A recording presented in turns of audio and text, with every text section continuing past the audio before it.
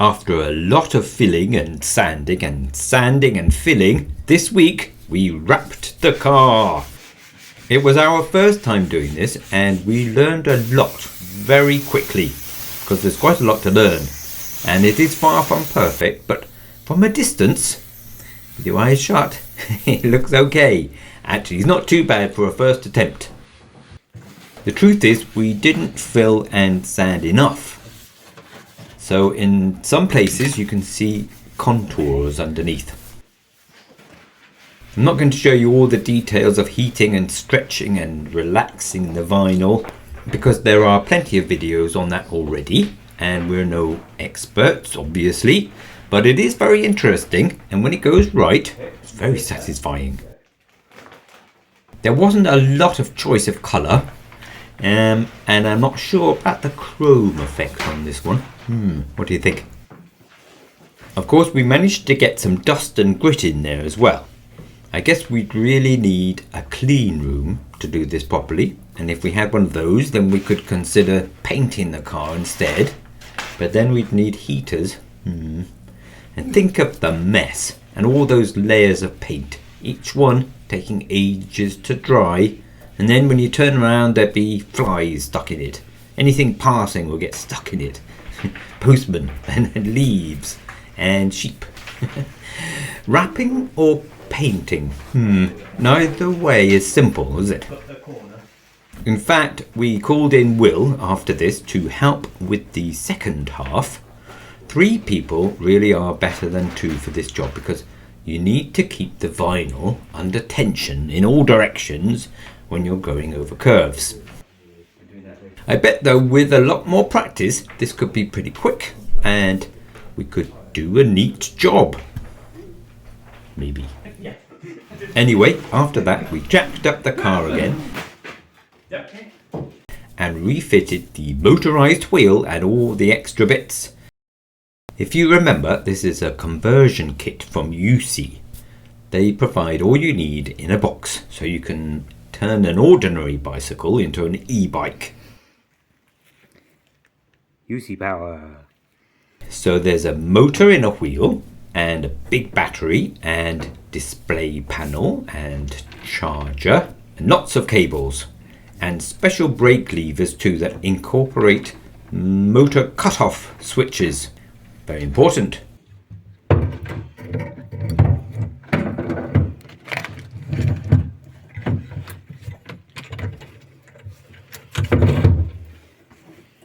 Just have to make sure that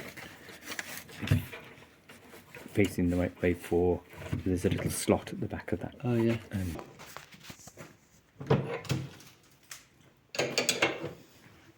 Now we weren't sure how well this conversion kit would work for a car. After all, it is quite a bit heavier than a bicycle. So far it's been working fine, so I'm really looking forward to trying it on longer trips. See it on the screen. Push.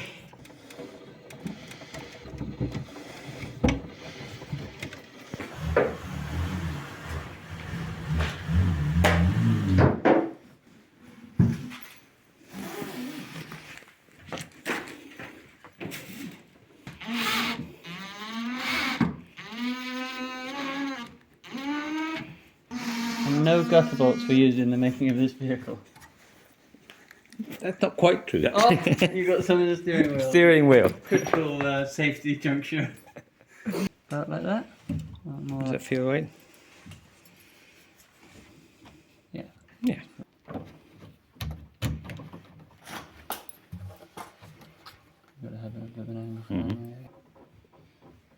Anyway, check out the link in the description if you're interested in converting your bike or if you're making a wooden car, obviously.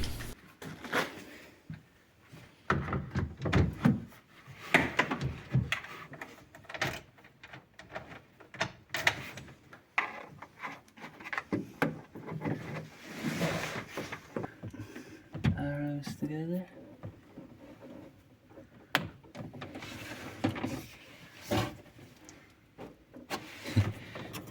Yeah.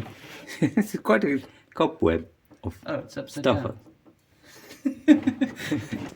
Ready? Ready. Turn it on. Power on. We'll pressure check. Woo! Whoa. 3 green lights and a red one. Not sure what it means, but it looks Christmassy. Very good. And then Control screen. turn it on.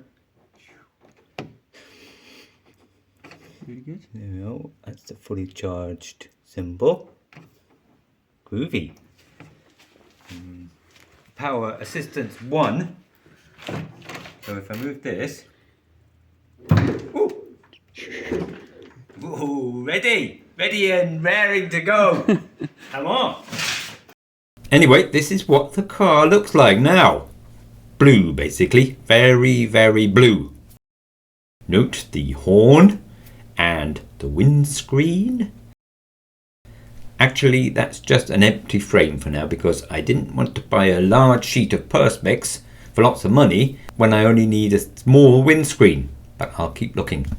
These tiny windscreens look pretty useless, but in fact they work by deflecting the wind and the rain upwards and over you, so they don't need to be full height. That's the theory anyway.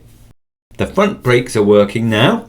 Not brilliantly yet. I might make a short video all about those sometime soon because they're very interesting. And look, now there's a wing mirror too.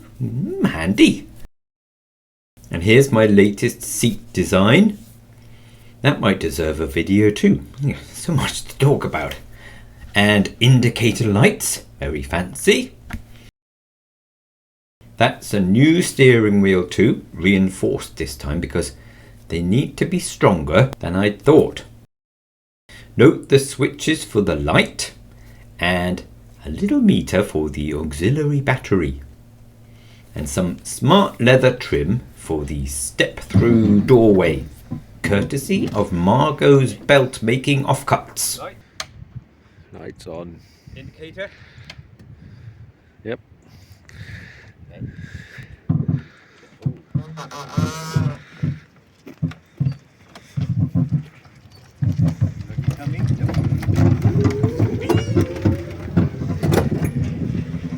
Of course, there's still lots to do on this version, and I'd like to make a third version to try out all the things I learned making this one. But first, let's test this one before it starts to rain again. It is squeaky because of the suspension mounting, and that noise is amplified by the back cavity space, but I suspect a better mounting would help a lot with that.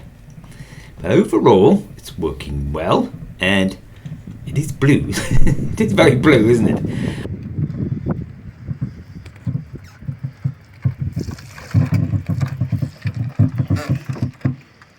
What fun! I love it. The phone does not do it justice.